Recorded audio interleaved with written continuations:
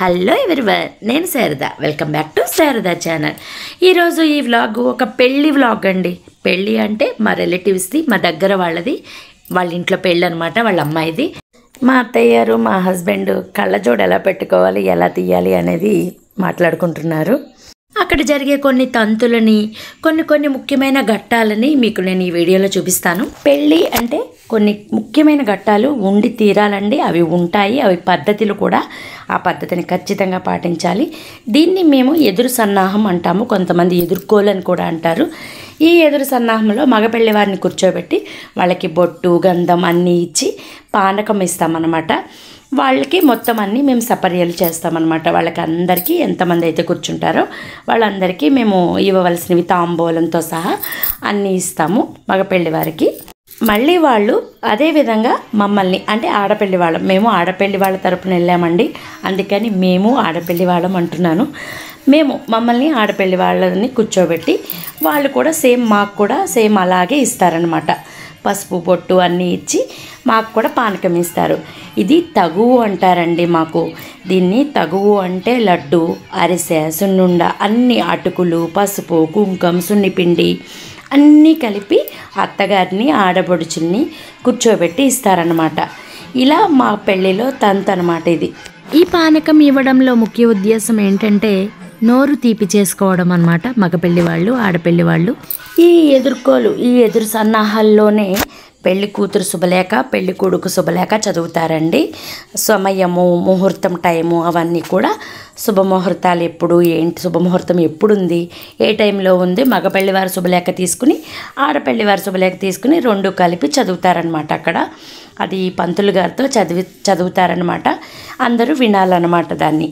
ఈ ఎదురు సన్నాహంలో కొంతమంది పెళ్లి కూతురిని, పెళ్లి కొడుకుని కూడా కూర్చోబెట్టుకుంటారు.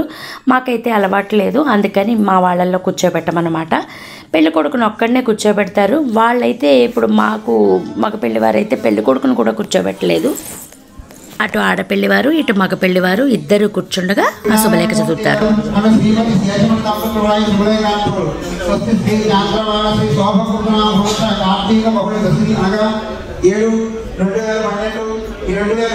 గురువారం రాత్రి 8:45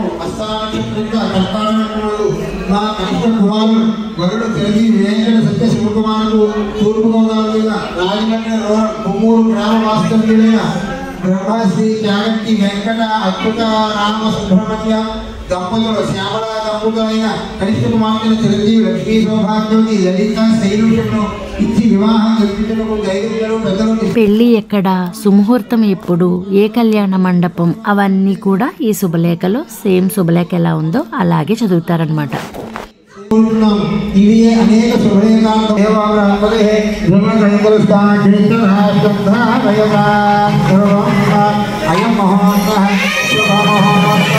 ఇలా శుభలేఖ చదివిన తర్వాత మగపెళ్లివారు ఆడపెళ్లి వారికి, ఆడపెళ్లివారు మగపెళ్లి వారికి శుభలేఖలు ఇచ్చుకుంటారనమాట. ఇచ్చిపుచ్చుకుంటూ ఉంటారు. దీంట్లో ఆడపెళ్లి వారి తరపున, అమ్మాయి తరపున ఎంతమంది అయితే బంధువులు ఉంటారో దగ్గర వాళ్ళందరినీ ఆడపెళ్లి వారి తరపున కూర్చోబెడతారు. మగపెళ్లి వారి తరపున కూడా అంతే, వాళ్ళ దగ్గర బంధువుల్ని కూర్చోబెడతారనమాట. ఇంతకీ ఈ పెళ్ళి ఎవరిదంటే మా బాబాయ్ గారి అమ్మాయిది, అంటే నాకు వరుసకి సిస్టర్ అవుతుంది, మా హస్బెండ్కి మావయ్య కూతురు. ఇది తగువు అంటారండి. ఇలా అత్తగారిని, ఆడబడుచుని, తోటికోడల్ని కూర్చోబెట్టి వాళ్ళకి ఇవన్నీ అందిస్తారనమాట. చీర జాకెట్తో అందిస్తారు, పసుపు కుంకుమ అన్నీ పెట్టి. కొంతమంది అయితే చక్కగా అత్తగారిని, ఆడబడుచుని ఆట పట్టించడానికి రకరకాల దండలు వేస్తారు, కిరీటాలు పెడతారు. వీడియోని ఇలానే చూసి వదిలేయకుండా ఖచ్చితంగా మీ ఫ్రెండ్స్ అండ్ రిలేటివ్స్కి షేర్ చేయండి. అసలు పెళ్ళి అనేది ఎలా ఉంటుందో, తెలుగింటి పెళ్ళి ఎలా ఉంటుందో ఖచ్చితంగా వాళ్ళు కూడా చూస్తారు. అయితే ముందుగా లైక్ చేసి, షేర్ చేసి, సబ్స్క్రైబ్ చేయండి మన శారదా ఛానల్ని. పెళ్ళి అంటేనే ఒక తెలియని ఆనందం, ఒక తెలియని సందడి ఉంటుంది కదా, అదే సందడి ఈ పెళ్లి మండపంలో ఉంది. పెళ్లి కొడుకు ఇలా ఫొటోస్కి బిజీగా ఉన్నారు. ఇంకా పెళ్లి కూతురిని, పెళ్లి కొడుకుని ఆశీర్వదించడం, దీవించడం మాత్రం మర్చిపోకండి. నూతన వధూవరుల్ని వాళ్ళు ఎప్పుడూ ఆనందంగా ఉండాలని దీవించండి. పెళ్లిలో ఇంకొక ఘట్టం ఏంటంటే ఇలా పెళ్లి కొడుకు కాళ్ళు కడగడం. పెళ్లి కూతురు తల్లి తండ్రి ఇలా పెళ్లి కొడుకు కాళ్ళు కడిగి కన్యాదానం చేస్తానికి కాళ్ళు కడుగుతారనమాట.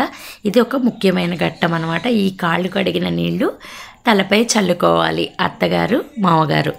ఇంకొక ముఖ్యమైన ఘట్టం ఇదిగోండి, ఇలా పెళ్లి కూతుర్ని బుట్టలో పెట్టి తీసుకురావాలి. మేనమామ ఒక్కడే ఉన్నాడనుకోండి, మేనమామ వరుసైన వాళ్ళందరూ తీసుకొస్తారనమాట. ఒక్కరు తీసుకురాలేరు కదా.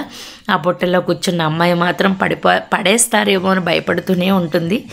అలాగే జారిపోతూనే పాపం వచ్చింది భయంగా. వాళ్ళ ఫ్రెండ్స్ ధైర్యం చెప్తున్నారు వెనకాల మేము ఉన్నామని. ఇలా పెళ్ళి స్టార్ట్ అయిపోయింది. ఇంకొక మెయిన్ ముఖ్యమైన ఘట్టం ఇదండి, జీలకర్ర బెల్లం పెట్టుకోవడం. ఈ జీలకర్ర బెల్లం పెట్టుకున్న వెంటనే సగం పెళ్ళి అయిపోయినట్టేనండి. ఈ జీలకర్ర బెల్లమే అసలైన ముఖ్యమైన ముహూర్తం అన్నమాట. అందరూ జీలకర్ర బెల్లం పెట్టగానే అందరూ కంగ్రాట్స్ చెప్తున్నారు. వాళ్ళకి పెట్టే బట్టలు అవి పెట్టి అందరూ వెళ్ళిపోయే వాళ్ళు ఉంటారు కదా, దూరాల నుంచి వచ్చిన వాళ్ళు వెళ్ళిపోతూ ఉంటారనమాట. తర్వాత తాళి కట్టడం, తలంబ్రాలు ఇవన్నీ ఉంటూ ఉంటాయి. మేము కూడా అక్షింతలు వేసి నెమ్మదిగా జారుకున్నామండి. అప్పటికి 10 అయింది, అందుకని నెమ్మదిగా బయలుదేరామన్నమాట. ఈ కొత్తగా దంపతులైన ఈ శైలుని శివకుమార్ని మీరందరూ ఆశీర్వదించేయండి, పెళ్లి కూతురిని పెళ్లి కొడుకుని. Thank you.